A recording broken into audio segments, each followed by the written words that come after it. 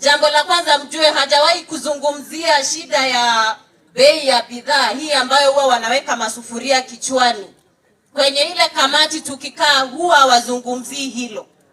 Na mnapoangalia wale ambao wanaongoza maandamano, wananchi wa Kisii wameshatafuta hali ya kutengenezea hata watoto wao. Mimi ambaye nimesimama hapa, Mheshimiwa Martha Karua was advocated to the bar in 1981. My mother was still in school. Honorable Kalonzo Musyoka was first elected as a member of parliament in 1986. My mother was in school. The Right Honorable Raila Odinga was elected as a member of parliament in 1992. I was being born. The other day when they were given an opportunity to bring the sons of nobody to represent in the East African Assembly, they brought their own children. You saw what Honorable Raila did. You saw what Honorable Stephen Kalonzo Musyoka did.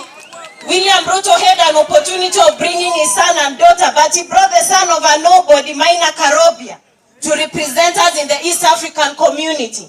That's the party we want.